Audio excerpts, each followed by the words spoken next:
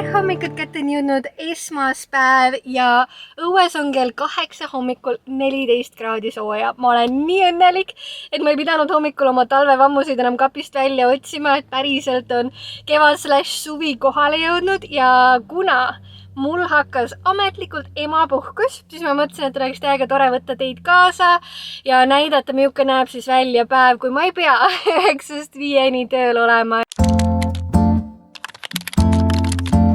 Ma olen nii tänulik, et ma elan riigis, kus selline asi üldse võimalik on, et ma päriselt saan valmistada selleks, et meil perre lisandub uus inimene, ehk et ma ei pea mõtlema, kuidas töö kõrvalt jõuda käia perekoolis, valida mingeid vankreid, voodeid, nii edasi, ehk ma saan stressivabalt täiesti toimetada, rahulikult pesa punuda, selle jaoks, et kui printsess kohale jõuab, siis me oleme päriselt valmis, nii et täna ka esimene asi, mis me teeme, me oleme jõudnud siia ITK parklasse, sest meil on ämmaka visiit ja ma natukene muretsen, sellepärast et võib-olla on asi minu teadmatuses, et mulle tundub, et mu kõht on väga suur, et ma olen praegu 30+1 nädalat ja kaalunumbri poolest on kõik hästi, et ma olen võtnud ainult 6 kilo juurde. Aga ma ei tea, see tundub nii massiv, muidugi saan aru, et beebi peab siia kuhugile mahtuma ka, aga lähme mõõdame ära, et kas kõik on hästi, vaatame üle, vaatame minu vererõhu üle, et kuna mul on kõrgendatud preeklampsia risk, jälgime seda ja vaatame kõik testitulemused üle. Nii et let's get to it!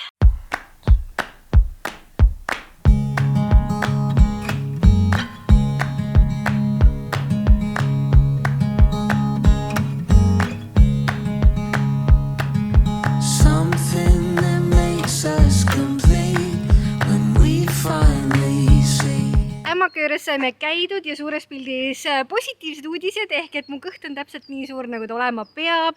Mu vererõhk on ideaalne. Ainus asi, mis on natukene murekoht, on see, et mu rauanäitajad on madalad, nii et lisaks oma D-vitamiinile, foolhappele, omega-3-le lisan ma siis hommikusse menüüsse juurde ka rauatabletid, mis loodetavasti toovad siis näitajad üles ja ma vaatan oma menüüga üle, et äkki panna sinna natukene juurde punast liha ja muid asju, mis aitaksid kaasa, aga nüüd me oleme tulnud Põhja-Tallinnasse, sellepärast et järgmine päevakava asi on meil natukene mõnnatamist. Ma ei ole proovinud väga palju rasedatele mõeldud asju, et ma olen käinud ühes raseda joogas, mis iseenesest oli väga tore, aga võib-olla mitte päris minu cup of tea, sest sellised meditatsiooni ja hingamise asjad. Ma eelistan pigem üksi teha, et kui ma lähen grupiga trenni tegema, siis ma tahaks nagu trenni teha, aga täna me läheme proovima raseda massaaži. Et ma ei jõua oodata, sest 30. nädalast alates on ikkagi see, et mingid kohad jäävad natukene kangeks sellest, et sa kannad veel ühte inimest kaasas.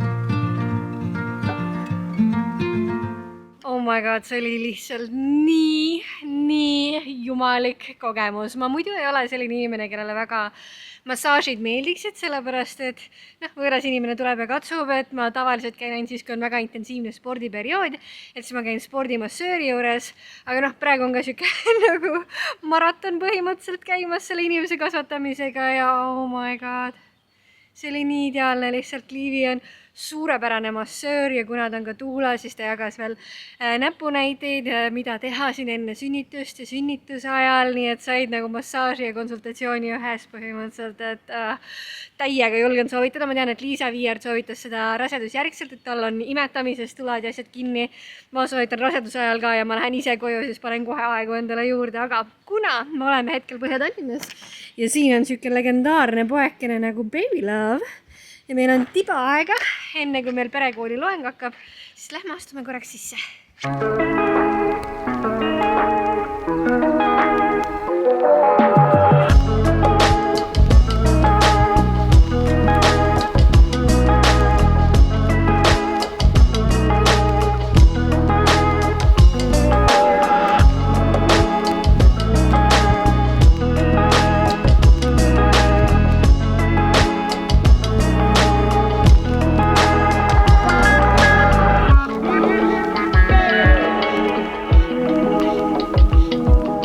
pool hiljem kuhjaga õuduslugusid kuulatud, aga tegelikult nii hullu ei ole selles mõttes, et ma ise valisin minna ja kuulata perekoolis sellist loengut nagu epiduraal, keisrilõikus ja vaakum ja nii nagu see koolitaja ütles ka, siis teadmistes peitub võim, ehk et ma olen 100% samal meelel, et mida rohkem ma nende asjade kohta tean, seda lihtsam on mul sünnitusprotsessi käigus, kui peaks selline stsenaarium lahti rulluma, on mul võimalik siis rahu säilitada, teadlikke otsuseid teha, et minu jaoks kõige raskem on alati teadmatus. Nii et ma usun, et sellised koolitused tulevad täiega kasuks, et ilmselgelt ma ei planeeri, et mu sünnitusel midagi sellist aset leiaks, aga kui peaks nii minema, siis nii peab minema ja siis on lihtsalt hea, et mul on kõik vajalikud teadmised olemas, et võimalikult hästi selle olukorraga hakkama saada. Aga nüüd meil on järgmise kohtumiseni circa tunnike ja pool aega. Nii et ma tahaks saada võimalikult palju admin asju tehtud. Kõige esimesena meil on vaja midagi süüa, sest lõuna on käes. Siis oleks vaja peikaketsid vahetada Sportlandis pool numbrit väiksemate vastu. Siis ideaalses maailmas võiks jõuda Nordbabyst läbi, et teha mingisugune otsus, valik vankri osas. See on niuke saaga, see on nii suur teema, ma ei tea, kuidas emad vankrid valivad, aga proovime jõuda sammuke lähemale sellele õigele otsusele. Ja kui jääb aega üle, siis ostaks ka mulda, sest tahaks õhtul natukene osadele taimedele ruumi juurde tekitada, sest tavaliselt on see, et ma tapan kõik taimed ära, aga millegipärast see aasta nad kõik ilusasti vohavad ja neil on potis natukene ruumi väheks jäänud, nii et lähme hangime siis natukene mulda ja potte juurde.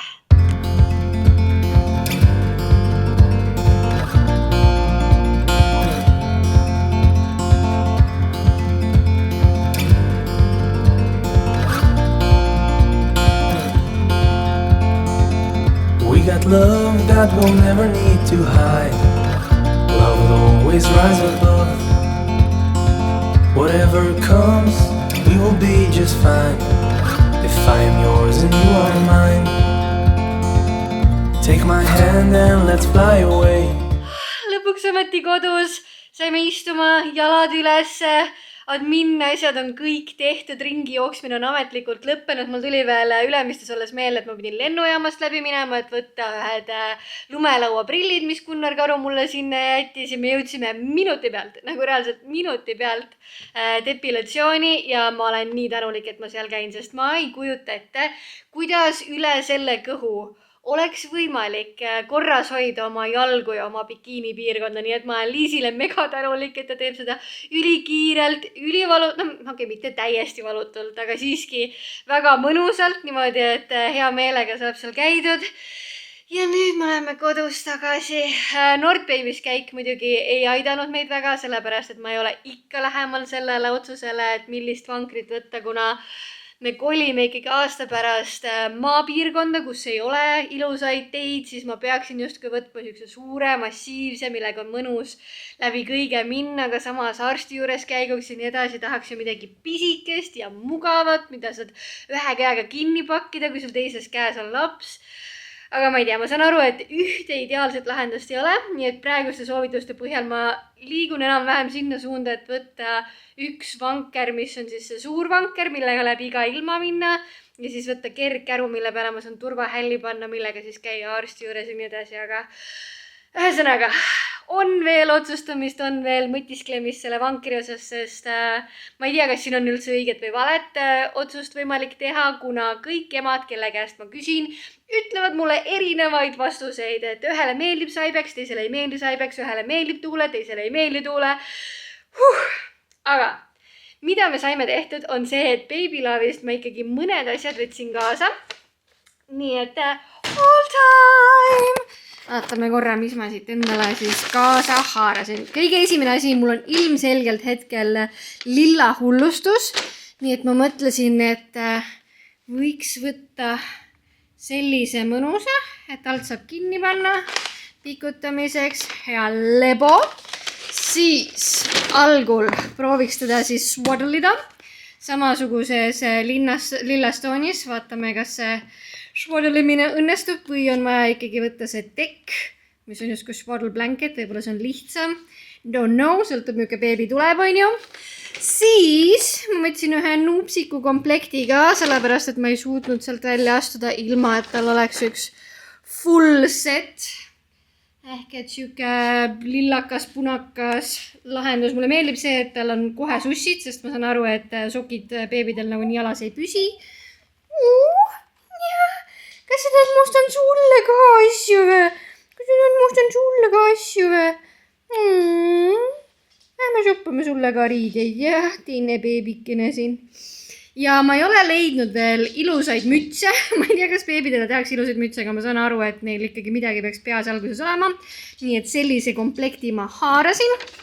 Ja siis ma võtsin sellise lutipudeli, et meil üks lutipudel juba on, mis sõbranna andis, mis on siuke rinnaimitatsiooniga, aga ta ütles, et tema beebile, kes oli väga fassi selles osas, sobis just nimelt see, nii et ma igaks juhuks võtsin meile ka varusse selle.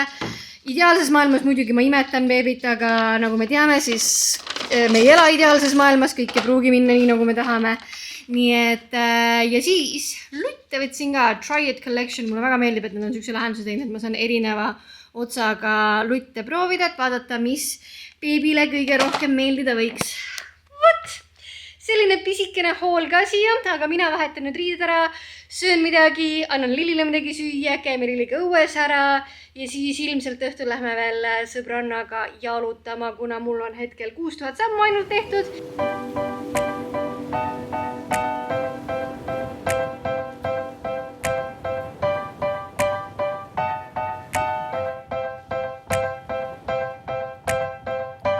Seagulls flying overhead,